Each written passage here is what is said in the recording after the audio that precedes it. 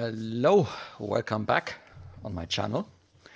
Today, as you can see, we are in the other world, not in X-Plane, but in prepared version 4, 64-bit. And we're sitting in a well-known add-on, although it may not be a very commonly used variant of it, because to tell you the truth, I rarely see the 600 being flown in videos, but then again. So this is the Pmdg, the Precision Manuals 737 NGX, and it's the 600.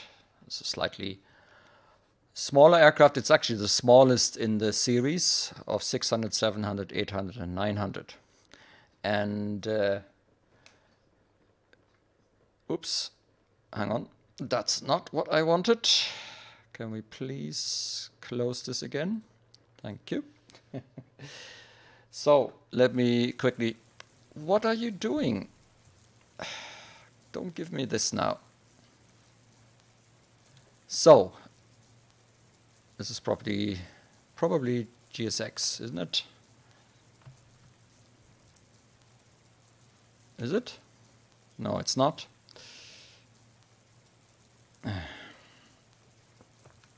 I think GSX has decided not to work for me again today.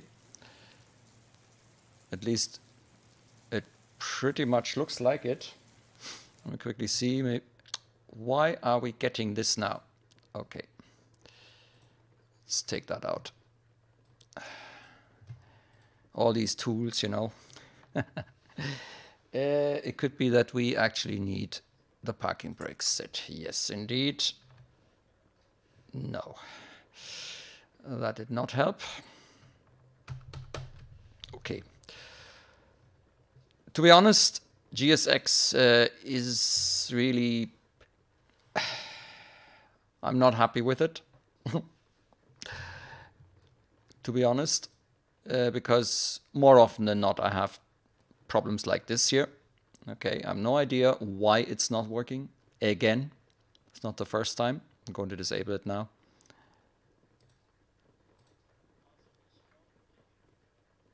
Enable. Let's have a look.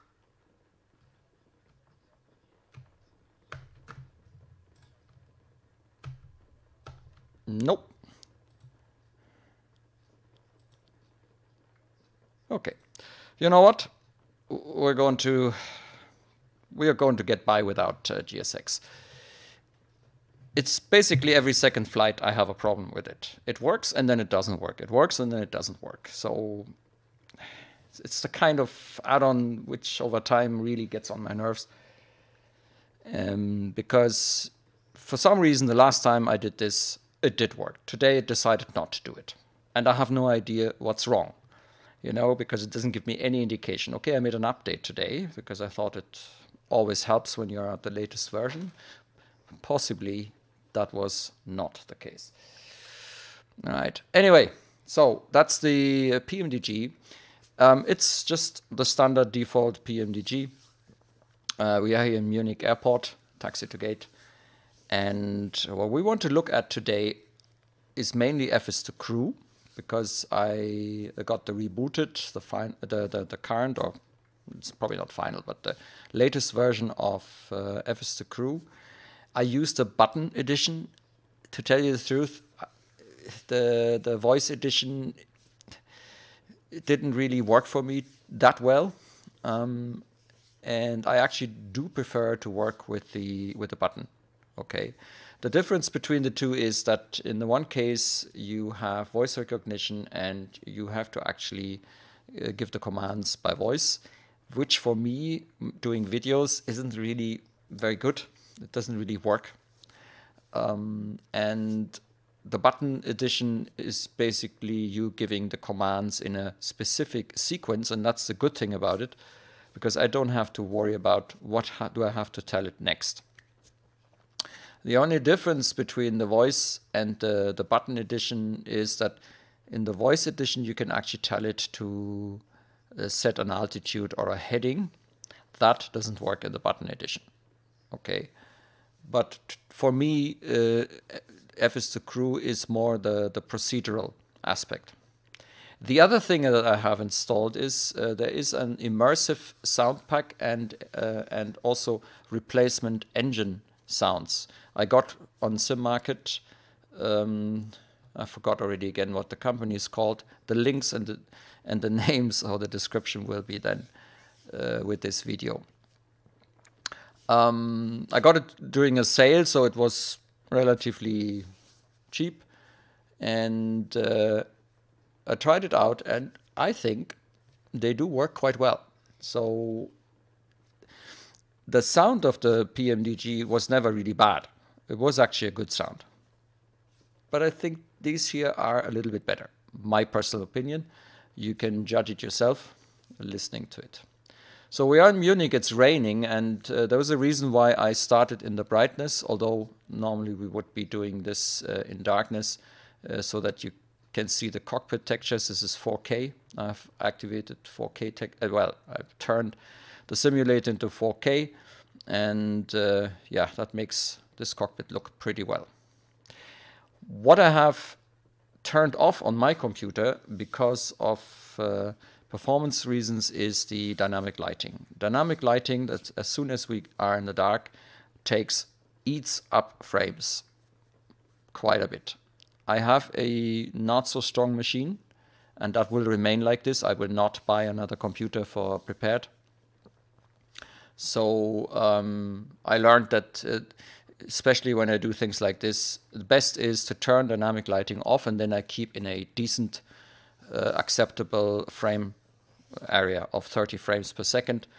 And yeah, I don't really care too much about dynamic lighting, to be honest. Okay. And because we're concentrating on an add-on like this here, well, it's not really that important. I'm on time preview. That's why, whoop, suddenly we are in the dark. Maybe I should have turned on the lights before that. Too late now. I didn't think. Let us stumble in the dark and find the battery switch, which I think is up here. And then go down here, go to the FS action, and we'll find the button. Go to the ground connection. We have the wheel chocks, they are on, and now I connect the ground power. Then I can come up here again. See here, I know you can't see anything, but so that is the switch for the ground power. I just activated, and that allows us now to have power. And the other thing we can do is I can turn on the lights. I've put it now on very bright. Alright, so I actually need to adjust a little bit my volumes. Hang on.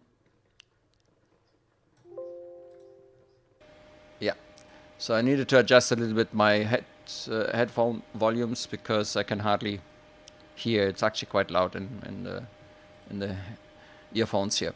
All right. So we've got power, and let's turn on the. It is already on. The position light, which indicates that we are in the aircraft, so someone is in there. We have a door now without stairs. Don't know. Maybe no. That doesn't want to do today.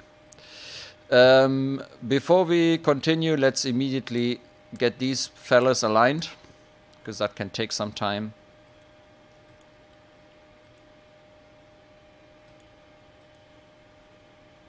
Not that I can hear really very much.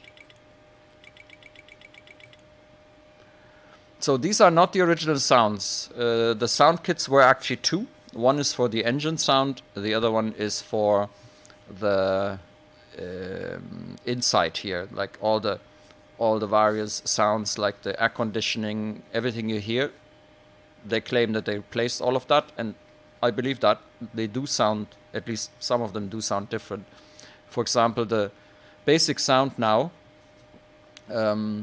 is different to the original Pmdg.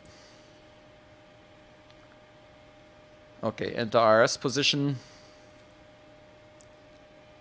So let's go to the menu, FMC, nav data is out of range. ERAC 1904 is out of range, really? I doubt that very much. We are actually current. Why would it give us this? Weird. Anyway, position init, Echo Delta Delta Mike. It's the reference airport. Let's pull one of the GPS positions and let's put it here. And I'm actually not sure what gate we're on. Can I see this here? Let's see. Yeah, it's a bit too dark. And because dynamic lighting is off, I have actually now trouble seeing things. That's what you get when you have the dynamic lighting off. It's like in the old world, FSX and so on, that it stays dark outside. There's no light, no reflections, no nothing. But it performs much, much better. Good. Now, let's get to the other add-on. Why I'm actually doing this is, and that's FS2CREW. FS2CREW is a payware. You have to buy it, you can install it, and depending on the aircraft and the edition, usually you get both. You get a voice edition and a button edition. And you can then decide when you use it. So I decided to use the button edition. All right, and you can see that here too. Button, it says we are ready for the pre-flight checklist. And it's the standard operating procedures number 2. They actually allow you to configure different operating procedures. There's a second panel that you can call up. And it actually allows you to do things like the departure brief, the approach brief, PAs, ground stuff, and also configuring and the audio. Don't touch the audio. That usually doesn't work out well. If you make changes to the audio settings, you should actually restart the whole thing. If you go to configuration, you go to the setup, and here you can see you can switch between button control and voice control. You can decide whether you see, when you have voice, whether you can see the speech bar that shows actually what it detected. There's a soft mute. That's all things that you need for the voice edition, because you need to mute hard or soft and so on, because otherwise you might end up it making things that you don't want it to do. The operating procedures is airline. It's the set number 2. I can't remember now what that is. We'll listen to it. It's made by some standard operating procedures of airlines, European airlines and American airlines, I think. And you have actually different voices. You can get voices with your FS2CREW, so that you can have European, British, and so on. Okay.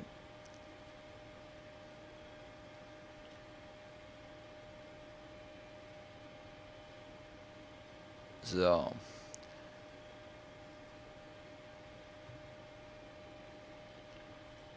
Now, I also have ProATCX running, but somehow I don't think that ProATCX is producing the sound.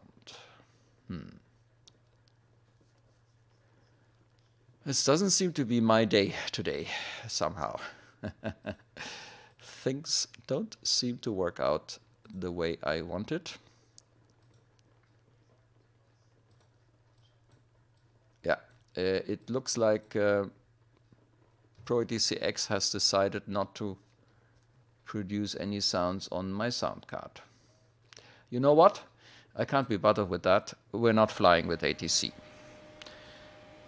there's always something. The thing is, I'm not playing and prepared that often. So there can be 2-3 weeks before I start up everything again. And then usually half of the stuff that I'm trying is not working.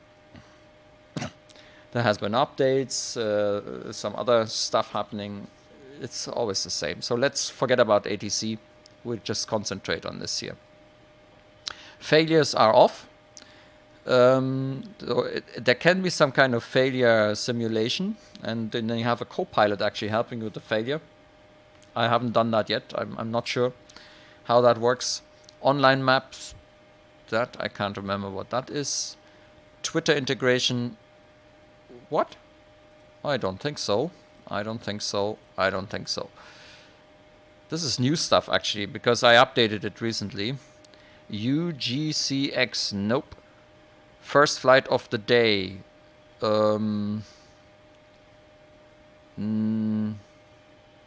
Should we? No. Fuel uplift required.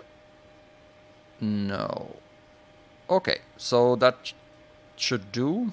You can actually modify some of the call outs, for example V1S go, so it depends on the airline, but because this is probably depending on the standard operating procedure, I wouldn't change this. And then there are some miscellaneous settings, for example FS2CREW controls jetways. Maybe that's the reason why we can't get GSX to work, who knows. Power up procedure by the first officer, and many more options. I'm not going to go through all of them now. It just shows you that this stuff has evolved over the years, over the many years that it exists, and has become relatively complex. So the other thing you can do is, so where was that now? No, hang on, that is also in the secondary window. You can start with the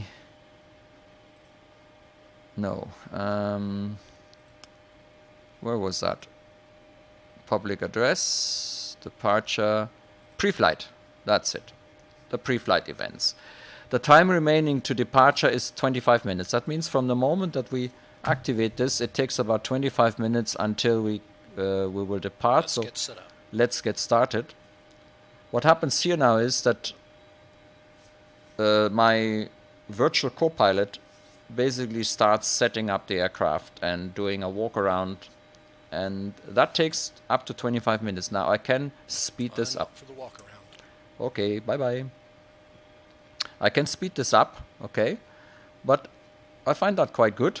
While we're at it, let's. Oh no, I think I need to first do the FMC before I do the departure briefing and set it up.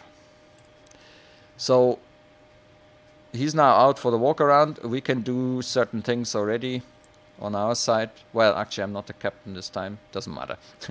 Normally, you are the captain. I like sitting on the first officer's seat.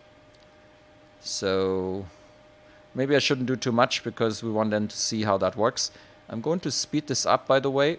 No. How was that? Ah, yeah. With the right mouse key, you can... Hi, here are some water bottles for you. The security and safety checks are complete. Are we okay to start boarding? Yes, and now I have to remember how I actually... Yes, we're ready. Aha, right mouse key, not the left, the right mouse key on the screw. You can also get yourself keys. So the boarding is going on now for some time. In the meantime, we can actually continue setting up the aircraft, and that is mainly getting our route in here. I often take this window out, so I use undock window, but because this is about you learning how that works, I'm going to leave it. Okay, so I'm going to put it down here though, a little bit out of the way. And let's start entering the route. We're flying from Echo Delta Delta Mike to Echo Delta Delta Mike. And I should actually... Okay, I'm back from the walk around. Everything looks good. Thank you.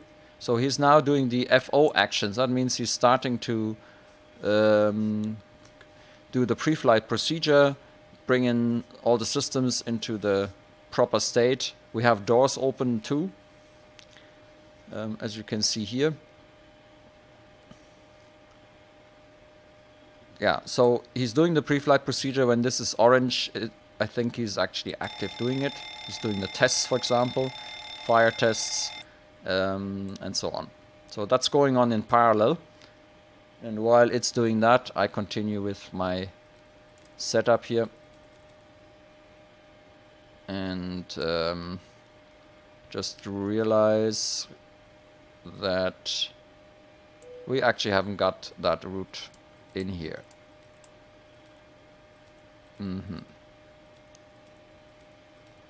Okay, then we'll have to do it manually. I thought I had stored it, but that's obviously not the case. Then let's go to route, and we can use the departure. We're going to leave on 08 left on the Anchor 8 Quebec.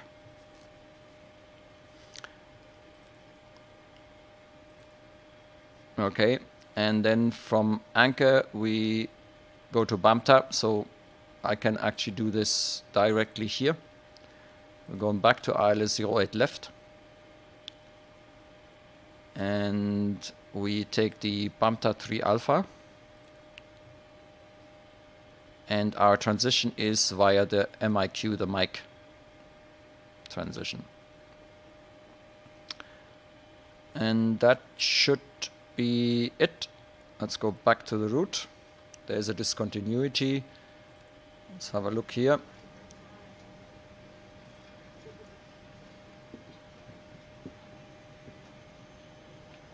And let's go into plan mode.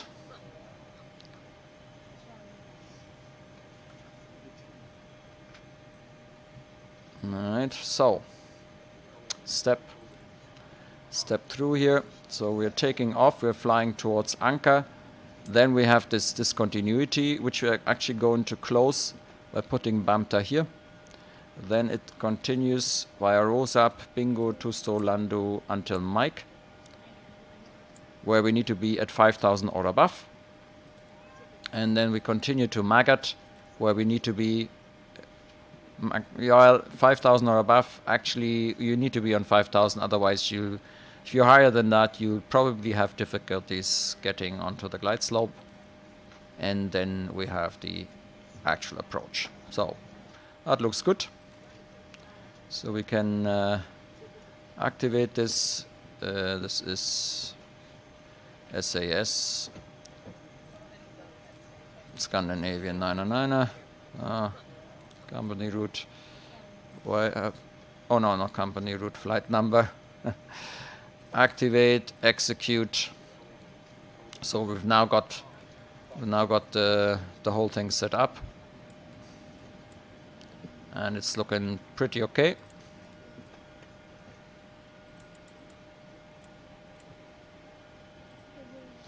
And we bring it in again. So you see, for example, now the first officer has put this into rejected takeoff position already. What we need to do now is, first of all, we should probably vamp up the lights a bit. No, maybe not these ones.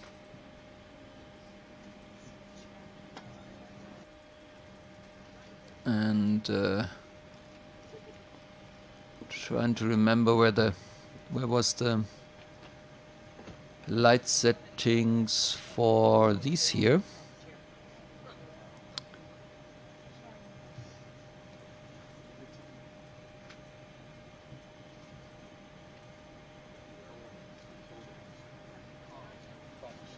The problem with the switches is when you click very quickly, then it always goes to max. It was a good idea of precision manuals, but honestly, this is a pain. So you have to be slow. Or you use the zoom, but the problem here is that in this view, the zoom is actually on the mouse wheel, so yeah. So, yeah, so we got that one. It's too bright now. it's a bit of a pain. What you can actually do is that you go here. Okay. And then use that key. Yeah, it's not very handy. Probably haven't got enough of that now. We also have one here, but that one is already on. Okay, so actually I find it a little bit too bright, so what I'm going to do is I'm going to switch to dim. Yeah, that's a bit better. So we've got the route in, so let's do the performance in it. We have far too much fuel. So what I'm going to do is I'm going to go here, FS actions, we're going to fuel, and we're going to use 1/3, which is about 7 tons, it seems. And we are also going to set the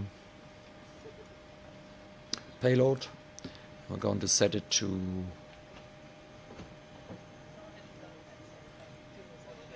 empty. Or maybe we should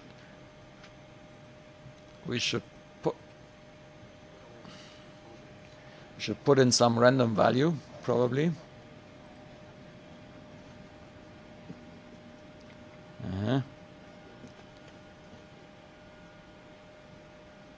Now.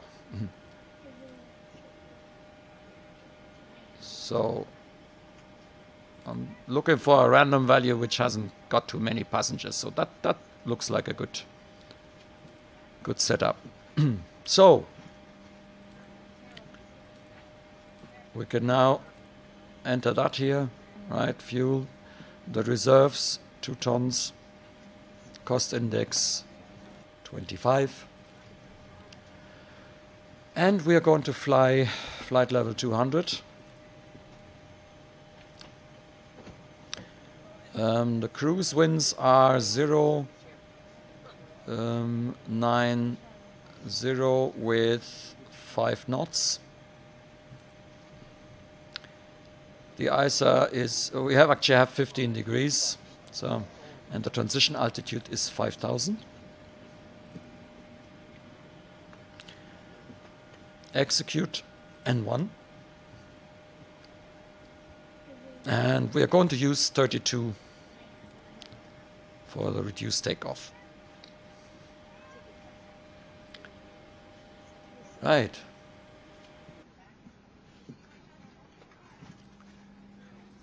Okay. So that's that. Then takeoff. Flaps. We're going to take off with flaps 1. Center of gravity 5.13. That is. We can't change this yet. I think we haven't got hydraulics yet on, so we need to do that a little bit later. And then we have our V speeds. And that finishes the setup here. Now what I can do is I can call up the secondary menu. I can go to departure briefing. What it does now is it already probably took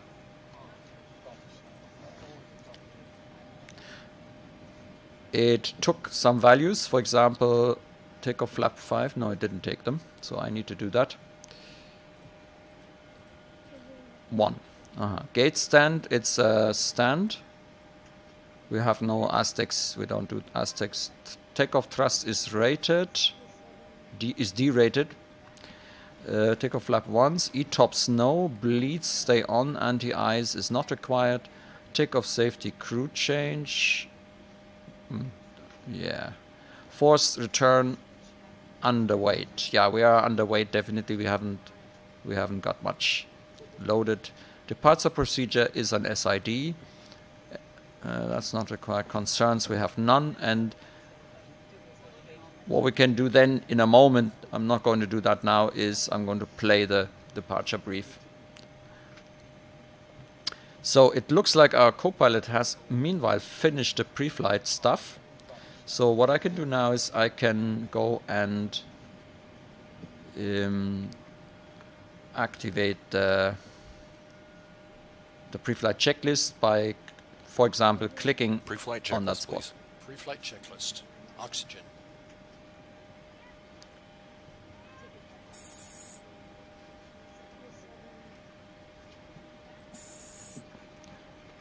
Tested 100%. Tested 100%.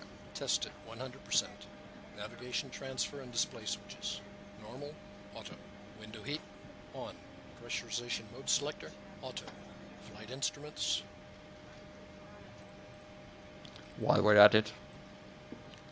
So, flight instruments. Currently, you can pull that out. So we have heading 250 and altitude is 13. Yeah, we have the correct pressure. It's something between 1,300 and 400. It's a bit hard to read, and we got that on both sides. Heading 260. Altimeter 2952. Checked. Was that 260? I didn't read it. Parking brake. The parking brake is set. Set. Engine start levers. They're in the cutoff position. Cut off. Pre-flight checklist complete. In the meantime, we've got the load sheet. Thanks.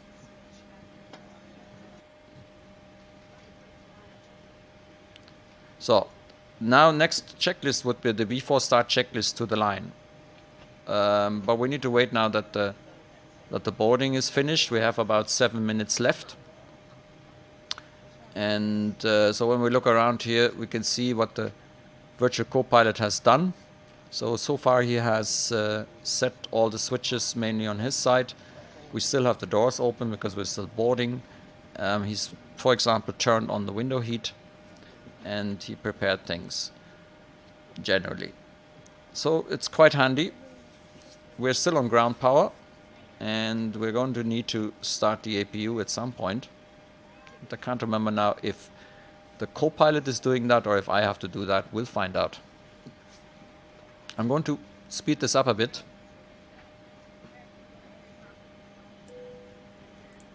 Oops. Welcome aboard our flight today. In preparation for departure, please ensure that your seatbelts are fastened, tray tables are up and locked, carry-on items are stowed in the seat or an overhead bin, leaving a Here's the load sheet for you. This does include any purses, backpacks, briefcases, laptops. Okay, so the load sheet is given. We are now in the last 4 minutes, and co-pilot is now starting the before start procedure.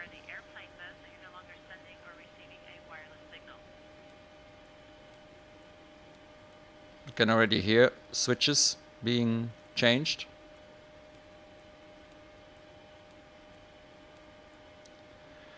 And in the meantime, Mind your leg, please. mind my leg, okay.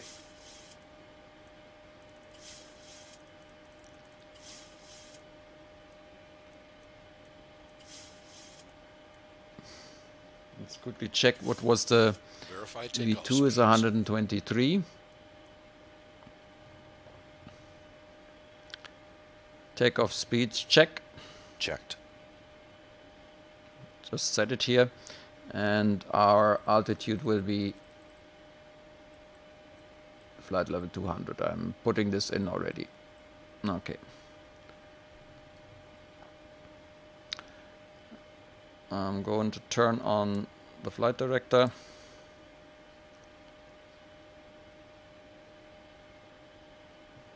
So we're almost done. We have another 3 minutes left. When it's red, I can't actually accelerate it. So we're now in the last steps of the before start procedure. So we're basically done here. Okay. So we should have everything calculated. Yep. Progress page shows decent values. And we are now ready for the before start checklist to the line. And I can call for it now. Before start checklist to the line.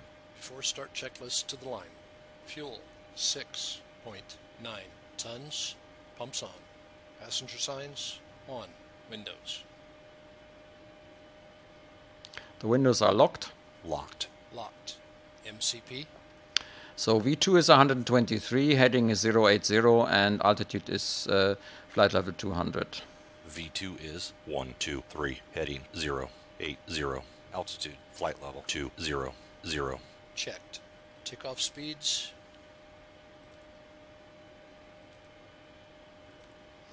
Is 100 and V1 112, V2 113, and no, V rotation 113 and V2 123. V1 is 112, VR is 113, V2 is 123. Checked. CDU pre-flight. Hey guys, all passengers are on board. Are we cleared to close? Yes. Yes, you're cleared to close. Thanks. See you out there. So CDU pre-flight is completed. We've done that. Completed. Rudder and aileron trim.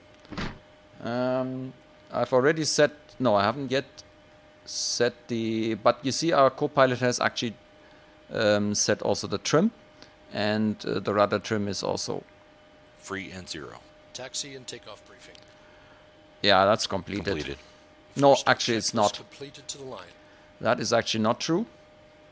Are you ready for the departure brief? Go ahead. Okay, it's going to be a standard Forgot pushback that. and start off from the stand. Taxi route will be assigned by ATC. It'll be a left seat takeoff using D-rated thrust, planning a flaps 1 takeoff. Anti-ice will be off. In the event of a malfunction prior to V1, I will either call reject or continue. Standard low-speed reject procedures below 80 knots.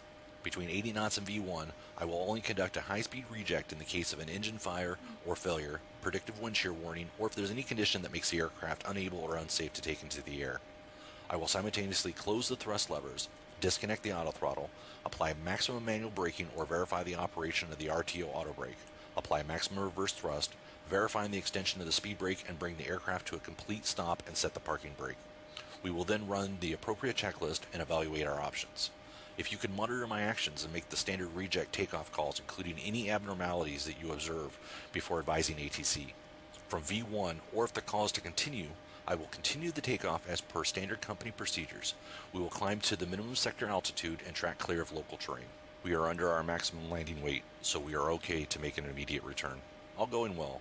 The departure routing will be via the ATC assigned SID, complying with all published speed and altitude restrictions. No noise abatement procedures required. Flight directors are on, mine is master, yours is slave, navigation radios are set, the NOTAMs and the aircraft defect log have been reviewed. Any questions, comments, or concerns? None. Departure brief complete. So, what we're doing now is I'm preparing the pushback. I'm using the built-in pushback functionality. We're going to push with the nose to the right, facing north.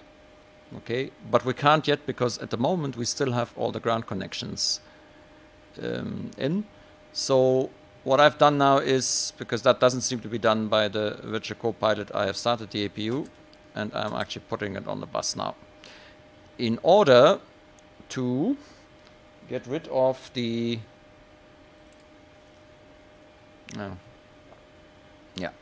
In order to get rid of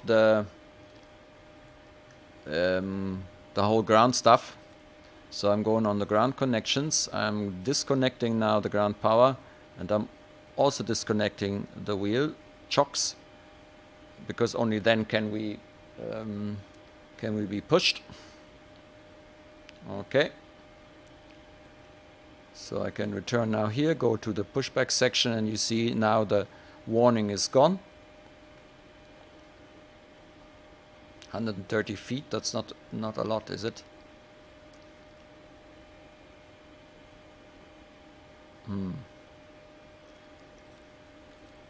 Let's do a little bit more. I'm not sure where we will end up. This is not like GSX. But it's a good option. So anyway, let's continue with the before start checklist below the line. Start checklist below the line. Flight deck door closed and locked. Anti-collision light on. Before start checklist complete. Very good. And the start sequence is 2 then 1. Okay. Right, let's... ground cockpit. Go ahead, Captain. We're all set to go up here. We've been cleared to push and start at your discretion. Roger that, ready for push. Power and air are clear, doors closed. We are ready for pushback. Please parking brake, please.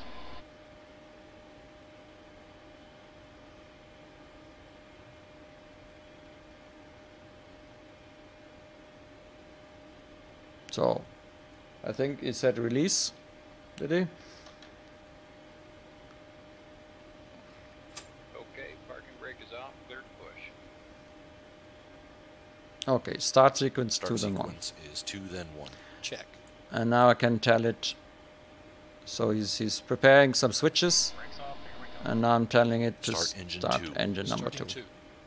So he'll put the starter into the ground position now.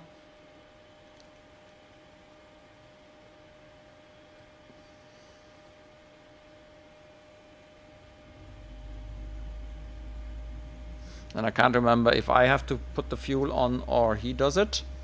We will know in a moment. I think it is me.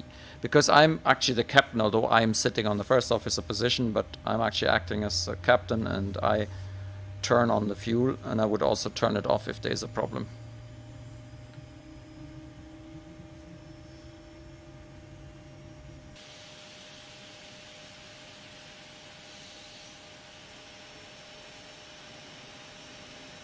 Oh yeah. We might end up on the red line.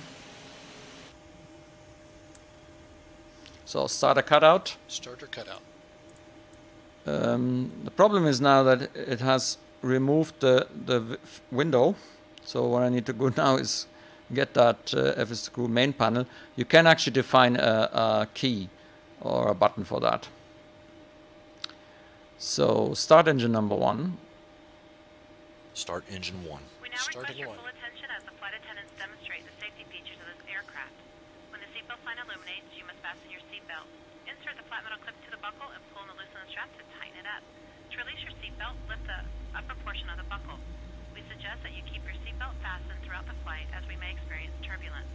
There are several emergency exits on this aircraft, 2 forward, 2 aft, and 2 over each wing.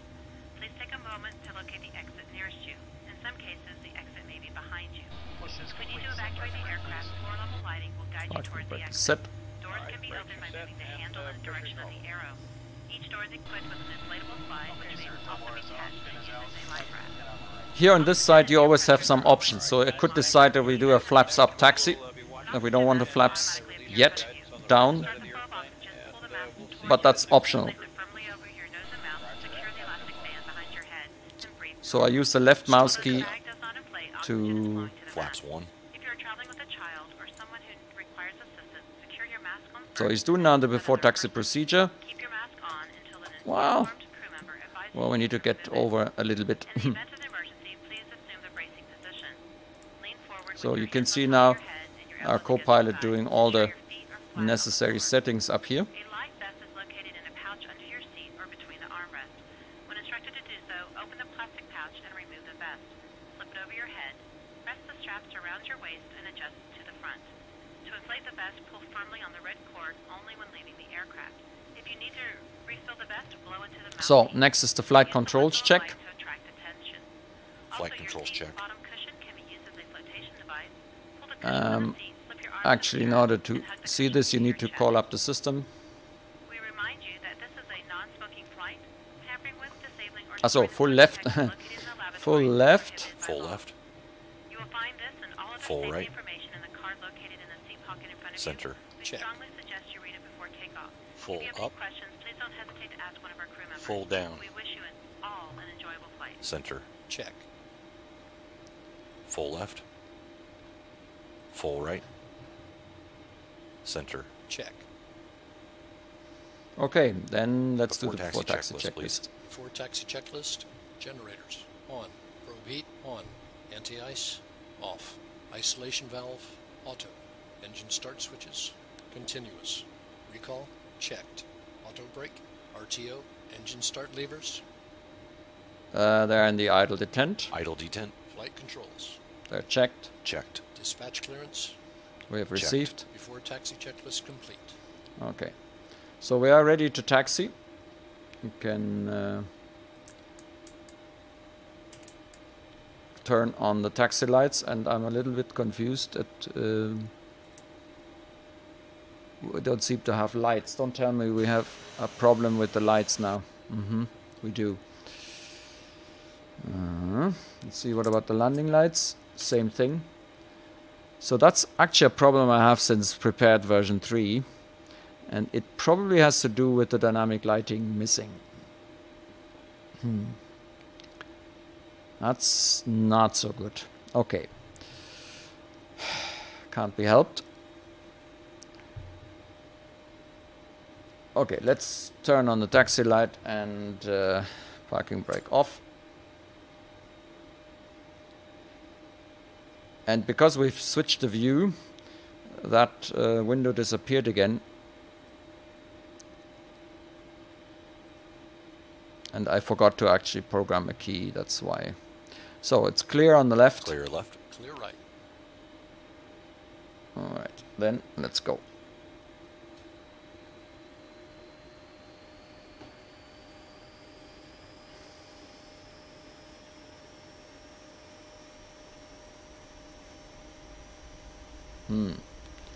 No lights, not good.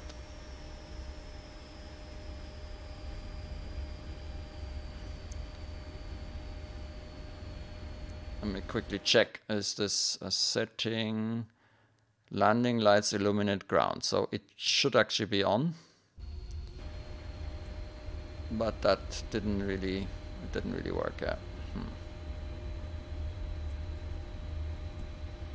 That's prepared. This kind of problem I wouldn't have in X-Plane normally. Let's maybe go over to that taxi line here. The orange line. There have actually been putting boxes far too close to the orange line. Let's go on to the yellow line. So.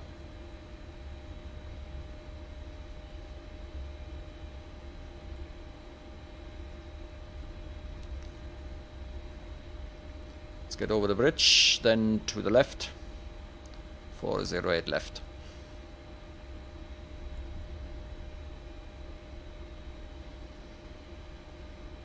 Yeah, and if you know the Pmdg, you can hear that the sounds are actually a good bit different to the default sounds of Pmdg 737s.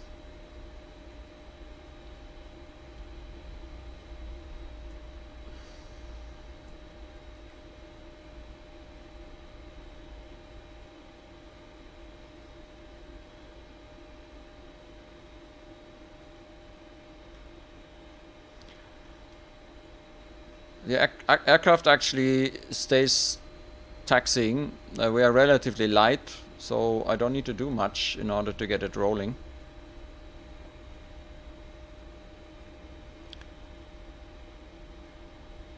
So I'm now almost at the beginning of the runway.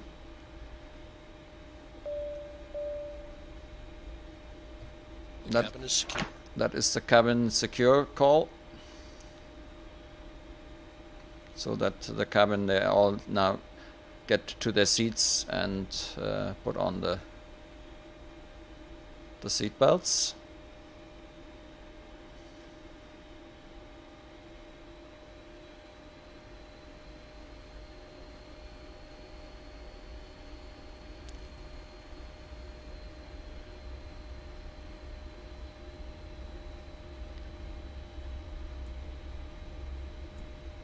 We're going to take this one here.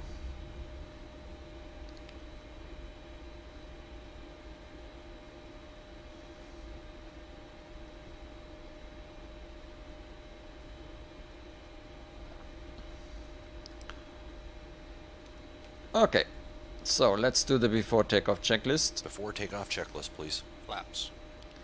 The flaps are set. Flaps 1, green light. Stabilizer trim. Is set 6.0 units. Before takeoff checklist complete. 6.1 or 5.1? Should that not have been 5.1? No. And now you normally get the clearance from the tower. So as soon as we have the clearance, we can. Before takeoff procedure. Check. So now he will turn on all the lights and so on. And we can actually line up. So that's a pity with the lights. Ready to go.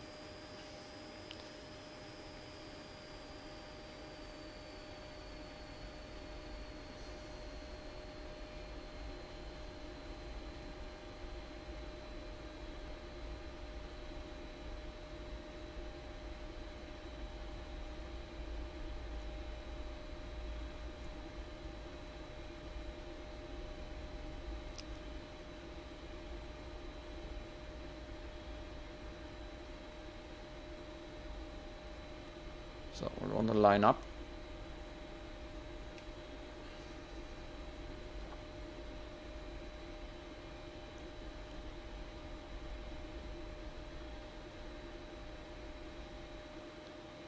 Okay, and now we're going to turn the autothrottle into the arm position, and VNAV, LNAV, and then set takeoff thrust.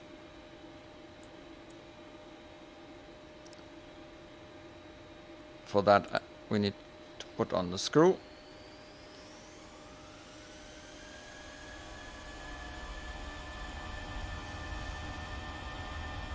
And off we go. Thrust set. Check. 80 knots. Checked. V1. Rotate. V2.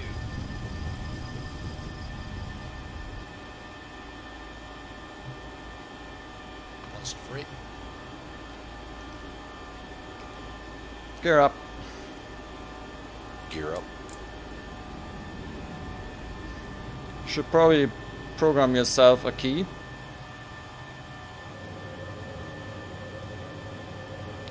So we want LNAV. Engage LNAV. LNAV.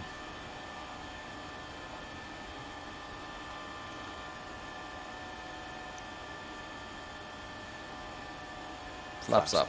Flaps up.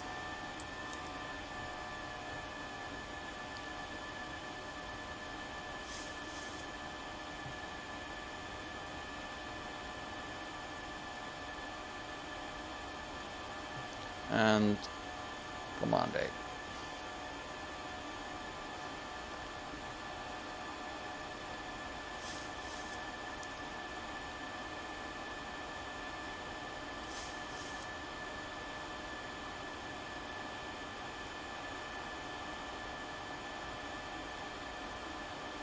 Oops. Ah, yeah, this is, that's painful. That is painful. Transition. No.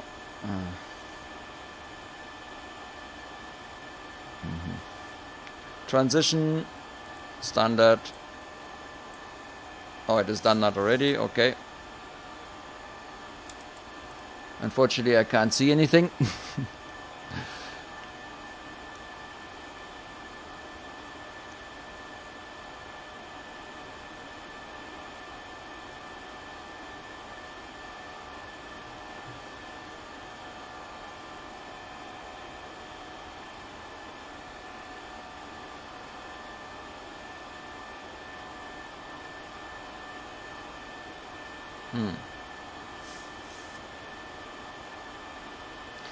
Anyway, after takeoff checklist. After takeoff checklist.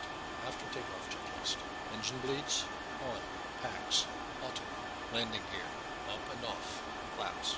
Up. No lights. After takeoff checklist complete. So we can release the cabin. Yes. Check.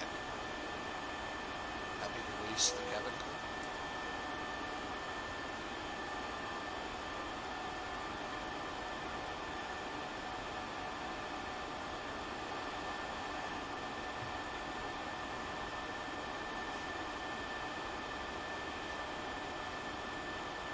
I think I did this too early with the yes, with the release thing.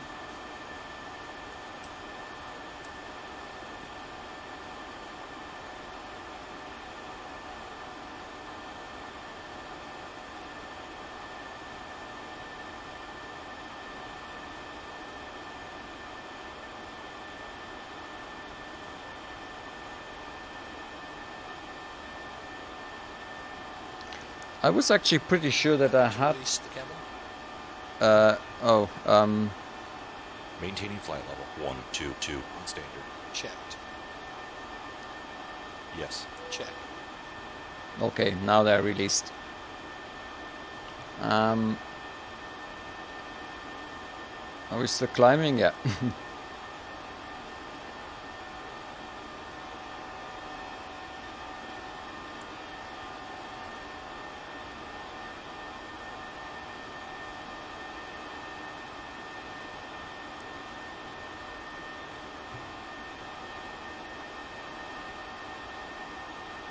So I'm trying to make these displays a little less bright.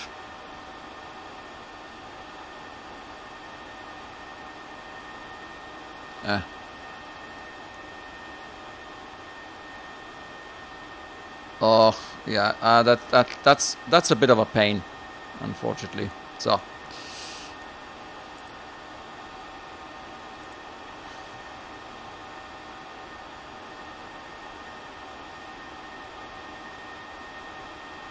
I don't think I have zoom in this view. So in this view I actually can do it. Okay.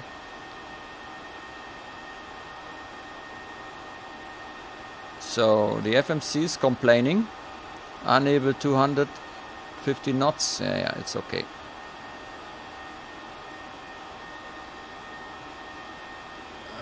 Might have to amend the plan a little bit. 280, no.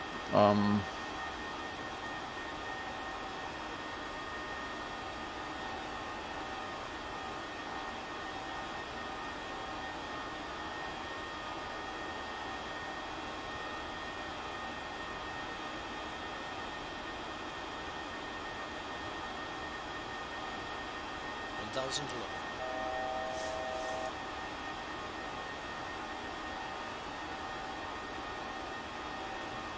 $1,000.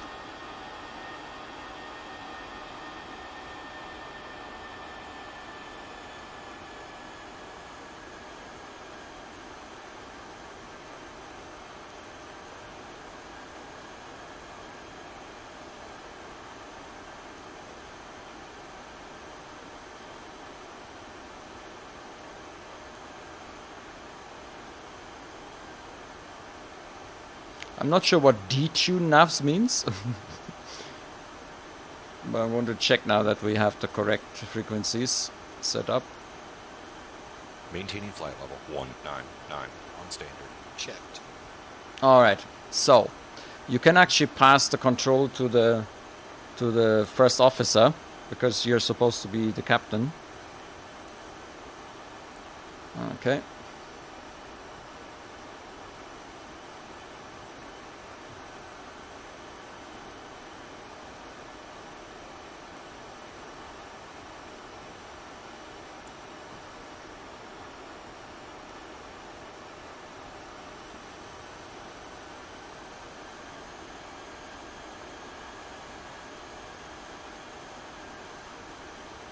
So let's try and get the brightness correct as we need it. That's much better. I can use now the scroll wheel.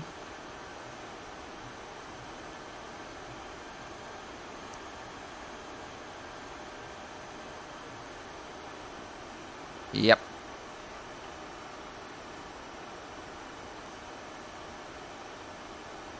Okay, that's much better.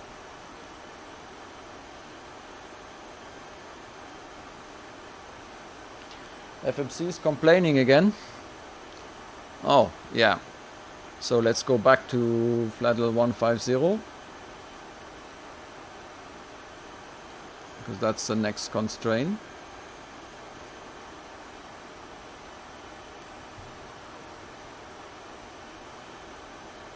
Top of descent is in a moment. And then we're going to turn.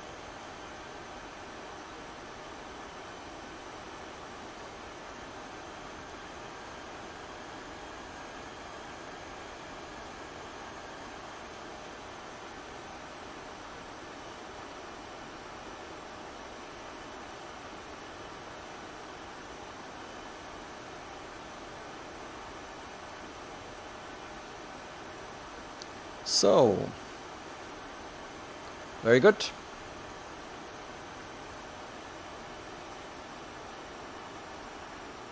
Yeah, and again the sound, I think it's quite good. It is definitely different to the standard sounds, because there was this very distinct sound in Pmdg aircraft. You couldn't miss it.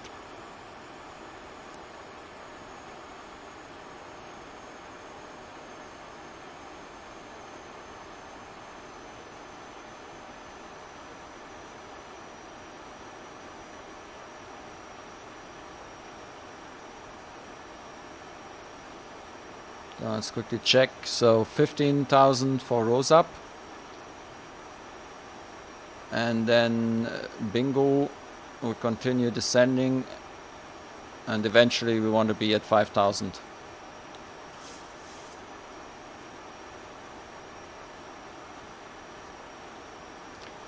So because it's such a short flight, I'm actually going to prepare the approach procedure. So we're going following a star. Approach type is ILS. Landing flap is flaps 30.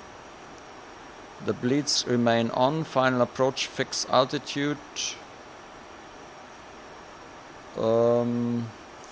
is 5,000. Minimums baro. No, hang on.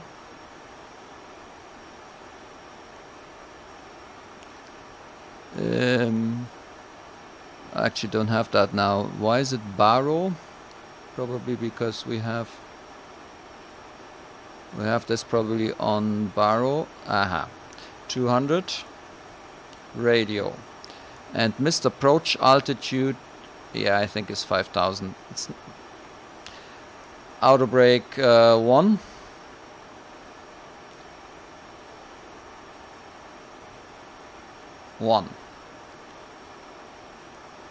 Single engine taxi, no, and we're going to go to a yeah, actually we're going to a gate. Power air delayed start, concerns none, final sector no. Are you ready for the approach brief? Okay. The arrival routing will be via the ATC assigned star, complying with all published speed and altitude restrictions. For an ILS approach, planning a flaps 30 landing. Final approach fixed altitude is 5,000 feet. Decision height is 2,000 feet. Missed approach altitude is 5,000 feet. Taxi route in will be assigned by ATC. We'll be arriving at a gate. We'll use the APU, but please delay the start until my command as we have a long taxi in. Descent speeds and navigation radios are set. Airport modems have been reviewed. Any questions, comments, or concerns? None. Approach brief complete. Okay, so we've got the approach brief.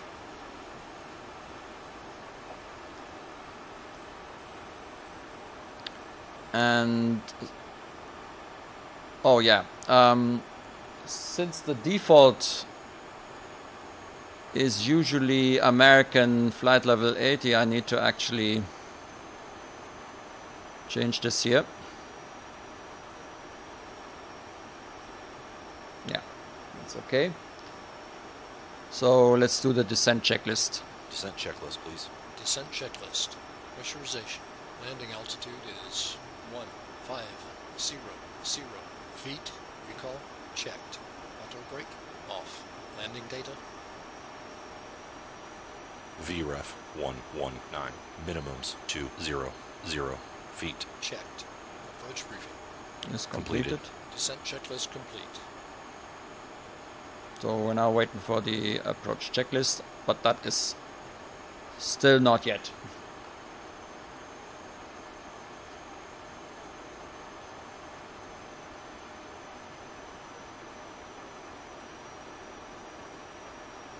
So it wants us to reset the MCP altitude again. So I'm going to 1011. put it on 5,000.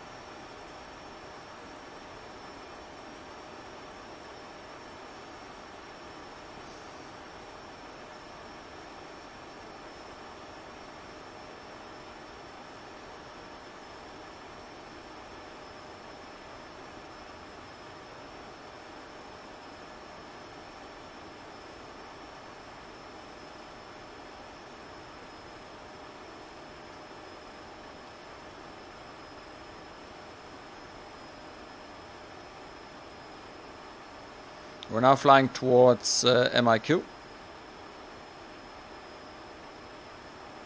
And I leave it now to the VNAV to handle the altitude. Let's see what it does.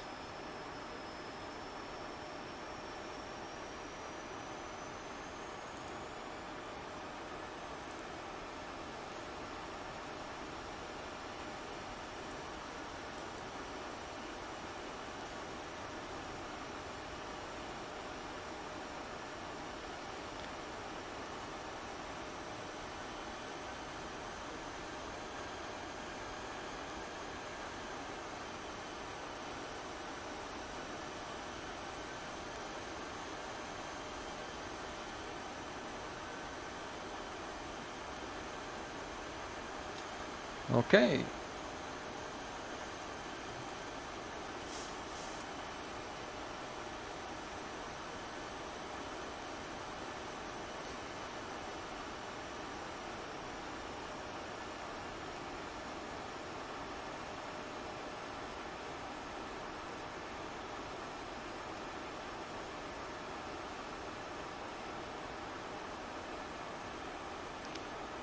Yeah, we're now slowly descending, and there's still some way to go.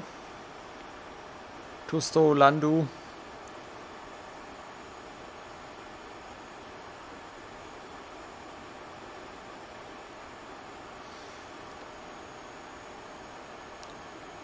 And I can compare this with X-Plane. I mean, the PMDGs, they're around now for many years, and Precision Manuals is Pmdg. They have been working on it, and they have been updating it, bringing it to the new platforms, to prepared version 3, and then to the 64-bit, and all these procedures, the whole logic, everything, the VNAV, it's all working perfectly. At least whenever I fly with it. So we have this great Zibo mod in X-Plane, and it's freeware, and yes, it's coming close, but the level of perfection that you have in the PMDG, that's hard to get to. It would be great if we have something like FS2CREW for X-Plane, but I don't think there is anything in sight. I was thinking maybe I should do something like that, program something like that with Fly with Lua or so. Yeah, but that's a lot of work, and I don't know. And then you can't really do these kind of user interfaces, and there's no voice control. I don't know. I mean, if FS2CREW would move to X-Plane, that would be great. But I have doubts that that will happen anytime soon.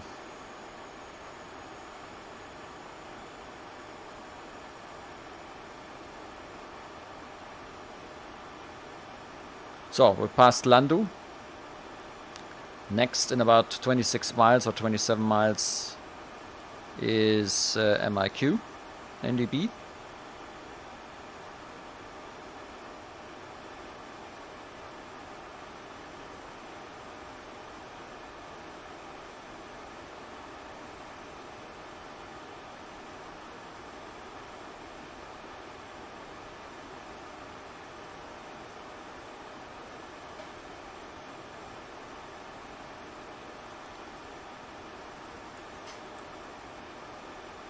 So the co-pilot is actually turned on the terrain radar.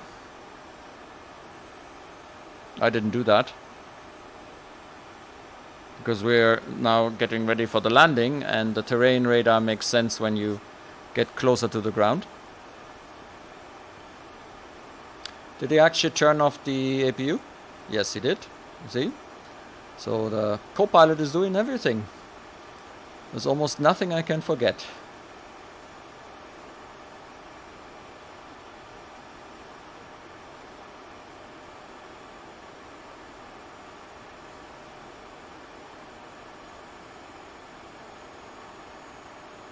We are on a vertical path.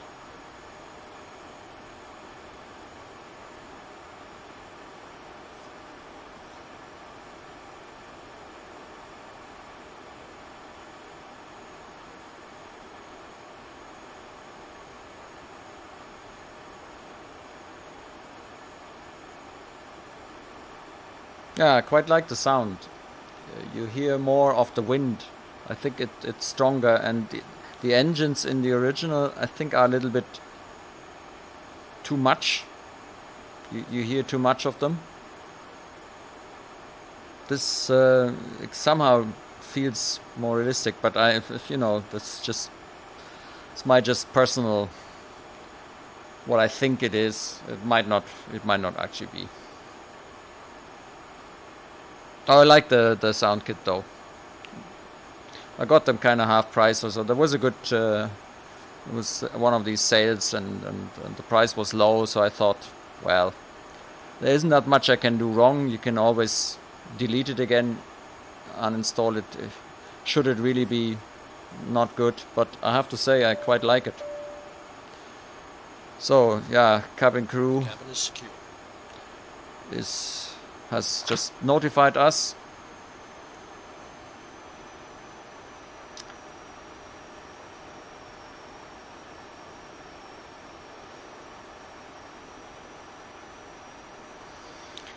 So we're at 10,000. So Copilot is turning on the lights.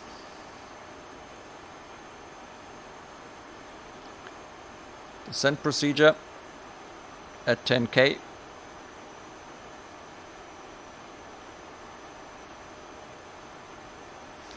And when we hit 5,000, which is the transition altitude, we are also calling for the approach checklist. But that's still a small time to go. It says 5,000 and above. The A stands for above, so that's why we're not at 5,000 here. But we're going to descend then, and then Magat we should hopefully be at 5,000, because then we're going to intercept the ILS. The other thing I'm going to do is I'm going to set the course here.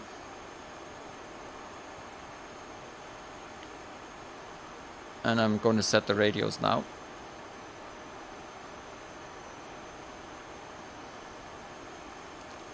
So we need 119.5, the 109.5.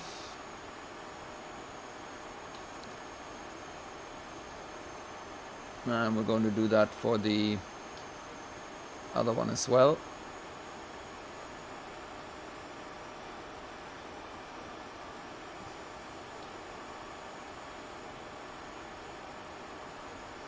And you can see that that's India Mike November Echo. Alright, so that's correct.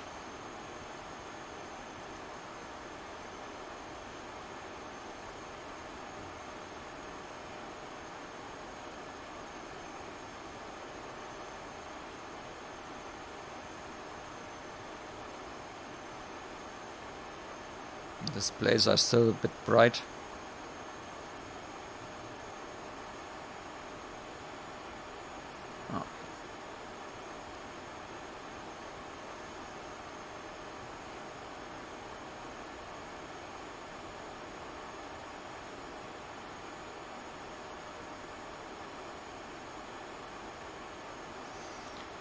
So we've almost reached MIQ. We will be around 8,000. Flight level 8 something over MIQ. Now going to turn to the left and continue the descent.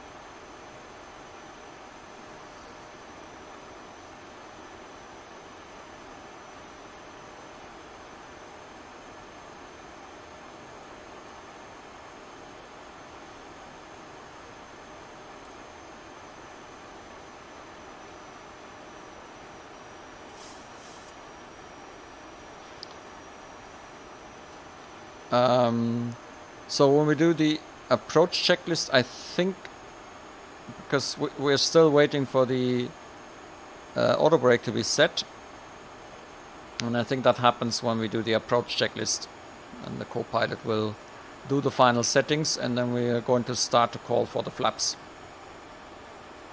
at some point.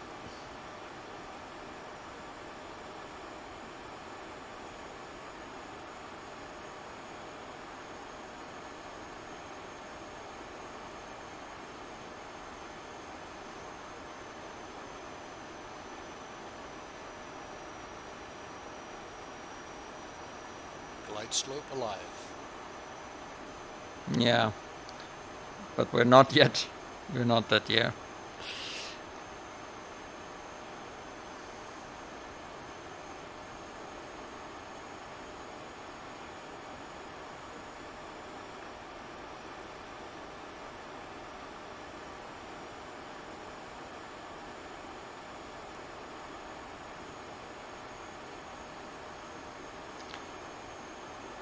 Okay, the deceleration point, by the way, is shown here. So there we're going to decelerate further. Yeah, so the speed's then going to be reduced to 193, 161, and then that means we are going to start the flaps cycle soon.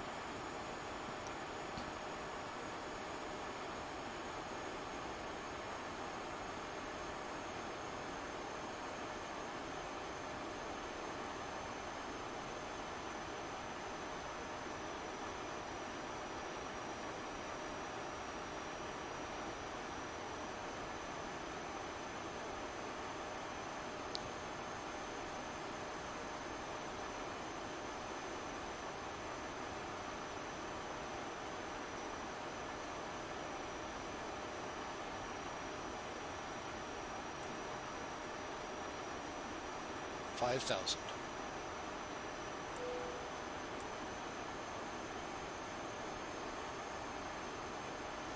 Well, not really. What was that?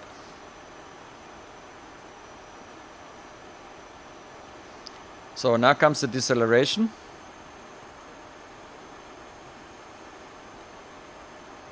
I might have to help it a bit.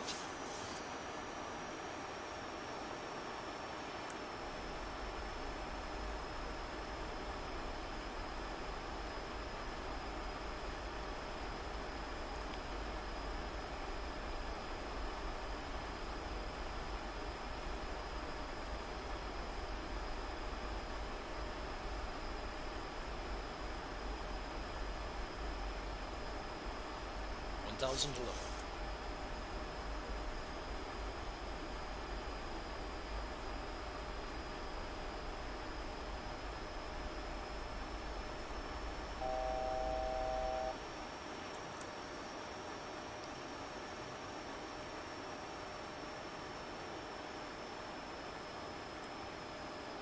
Set altimeters, please. 2992.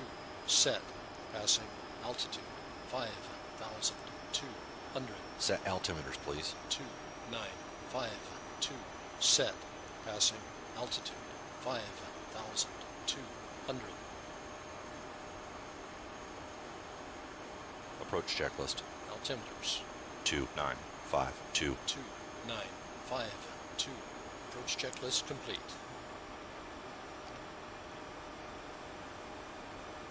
Flaps 1. Flaps 1.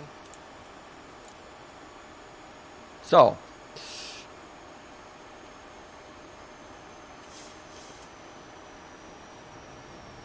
it still hasn't set the auto brake. I thought that the co-pilot would do that.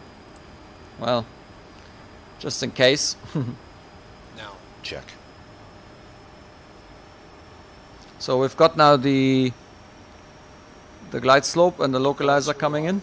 So I'm arming the approach mode.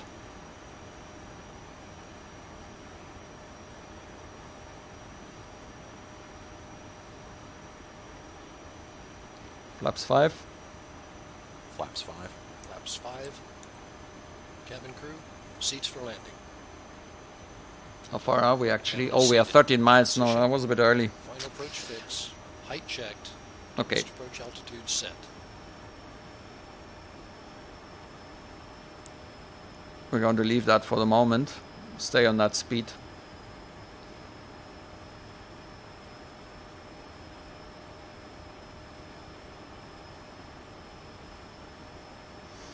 And the VNAV is now actually out, so I'm now in control of the speed.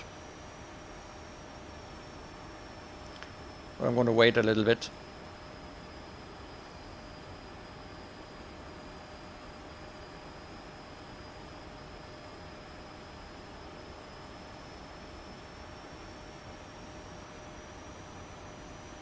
$10 miles.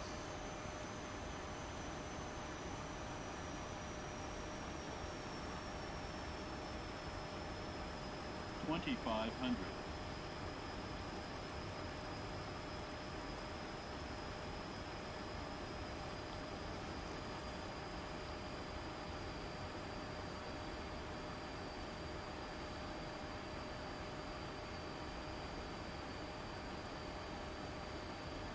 Nine miles.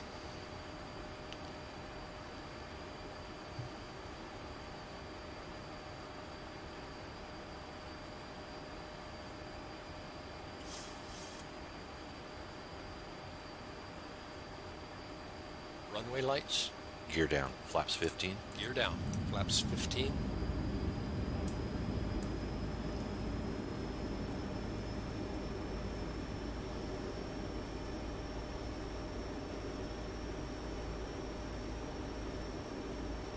You can see that it jumps actually flaps from 5 to 15 with the gear down, and then flaps 30. So it's not that they're bringing out the flaps in single steps.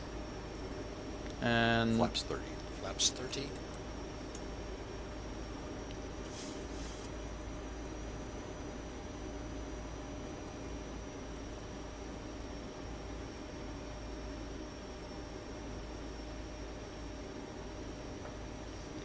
and the landing checklist. Landing checklist. Landing checklist. Engine start switches.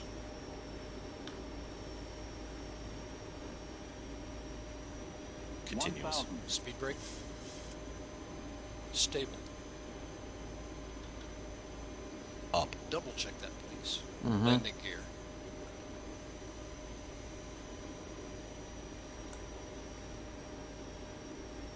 Down. Flaps.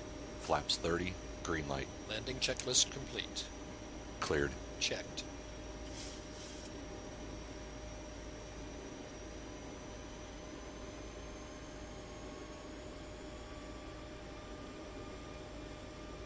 I'm going to use auto land just to see how this thing does on the auto land. Although, no, no auto land. Okay.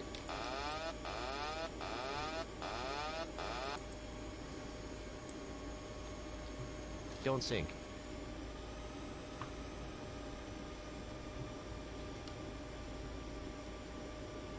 Have we already met the minimums? Can't remember. Landing. Checked.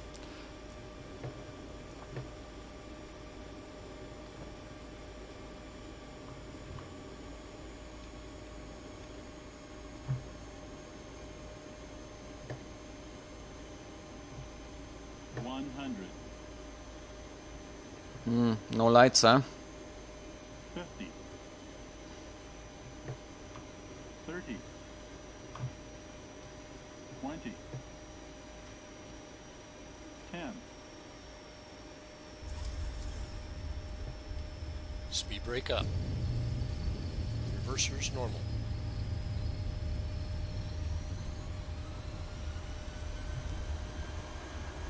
.60 knots. Checked. It wasn't very much in the middle. It was actually not too bad. Checked. But without the light, it's actually a bit looks a bit weird. Yeah, hard to see the perspective. Somehow was looking strange.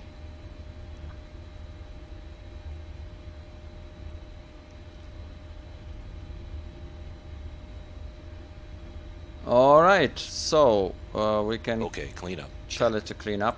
I need to really program a button for this. And we'll bring in the Master caution. Anti-ice. speed brake. Check.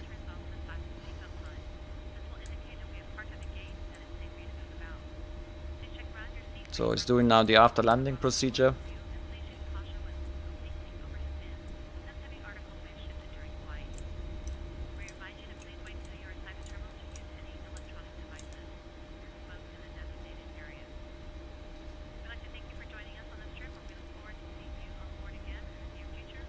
And I need to find out why we don't have lights. I mean, we should really need dynamic lighting to get light on the ground. That's a bit weird. But I had that in older versions of Prepared as well. So you always had to start Prepared in the nighttime. But I thought I did actually. Maybe I haven't. And only then would the lighting work. I don't know if it's still like that in version 4. I thought that they might have fixed that.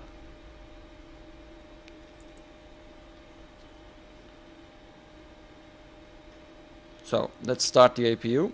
Start the APU. Starting APU.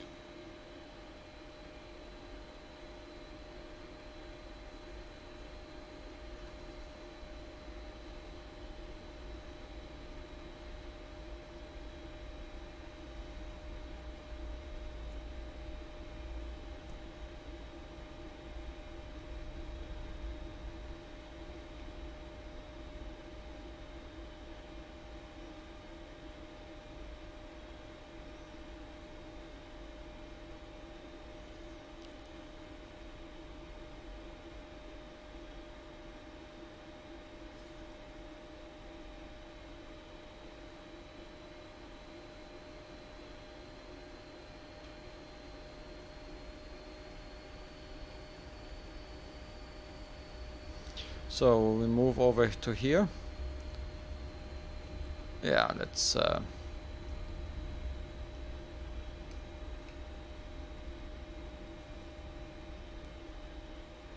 take one of these gates here. I wonder if they work. SODE. Now with GSX not doing its job.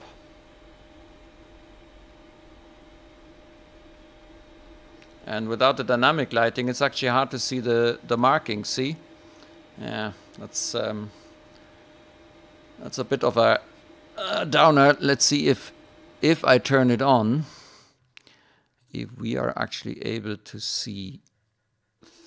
Yeah, so it looks like the lights actually seem to 3 minutes. They actually seem to depend on it. Let's see, what about the frames? Well, they're actually not too bad.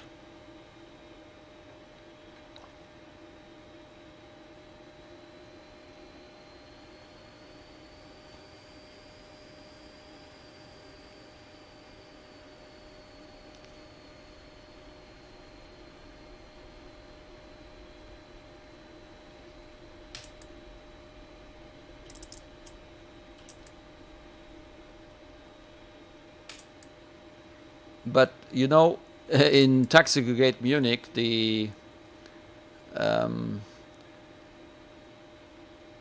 dynamic lighting doesn't work everywhere. It works on the Terminal 1 area, or the west apron that we have started from, but it doesn't work. It doesn't really work here, as you can see. Do we not have some sign that help us? No? Oh yeah, GSX isn't working, that's right, yeah. So we need to do it ourselves.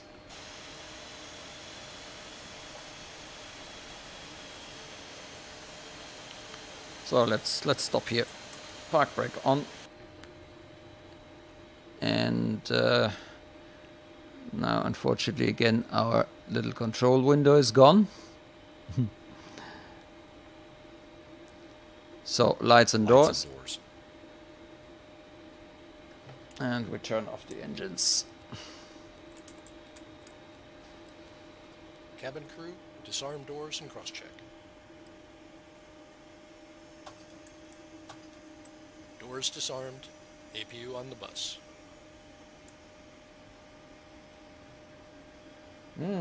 Turns on the lights. Nice. And it sounds like no, we don't have gates.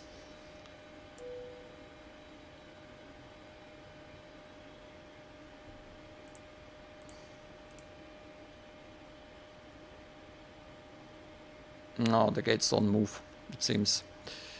See, no, see, it can't. Oh, now it's back.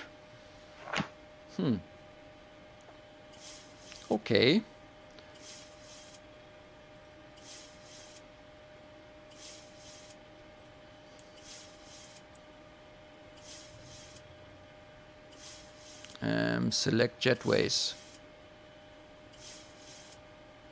Ah. Well, at least in the end we got a little bit of GSX.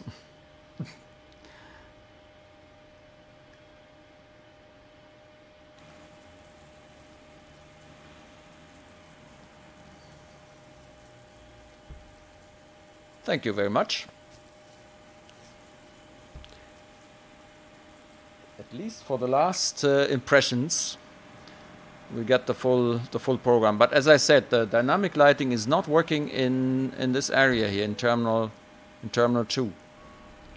Okay, it works on the other side, but it doesn't work here. But with dynamic lighting, I actually get to see the landing and taxi lights. So that's yeah. I'm not sure if that's supposed to be like that, but obviously it is. Well, the frames are okay, but with dynamic lighting I had actually a lot of performance issues. So, well, at least I know for the Pmdg I need to turn it on. So, and that's basically it. There isn't really now much more. What we can do now is to have the shutdown checklist. Shutdown checklist, please. Fuel pumps, off. Probe heat, off. Hydraulic panel, set. Flaps, up.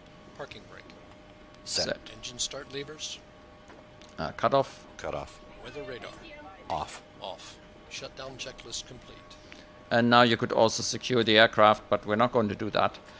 So, that gives you an impression of what the FS2CREW gives you for the operations. Now, if you have the voice edition, it is similar. It's just that you need to actually speak all the answers and also the requests, and that means you need to roughly understand what comes next. You can use this bar here as well for the voice edition, and it gives you then a pointer what you should say next. And as I say, with the voice edition, you are actually able to give it commands to change heading and stuff like that. It's not like multi-crew experience, but the most important commands, they are actually available. You don't get that in the button, but I do my own thing anyway, so for me this isn't really a big problem. Yeah, and the new sound kit, I actually quite like it. Yeah, I don't think it was a mistake to buy that one. So I hope that was interesting to see these 2 or 3 add-ons here in action. I really love the Pmdg. That's one of the things that I kind of miss. Although the Zevo is great, but the Pmdg is, you know, just now at the end, the feeling, the pitch axis in X-Plane is a nightmare. And here it was so smooth, and was the only thing I had a bit of problem seeing the perspectives because we didn't have lights. But apart from that, it really flies fantastically. You know, it handles well. I really love the Pmdg, and the 600, as I say, is the smallest of them. Is as good as any of the other. So yeah, Pmdg. Maybe in the future they're going to move to X-Plane as well, but their first and only attempt with the DC-6 wasn't really a runner, and they never updated this aircraft for X-Plane 11. So yeah. Anyway, that's it. Thank you very much for watching, and until next time.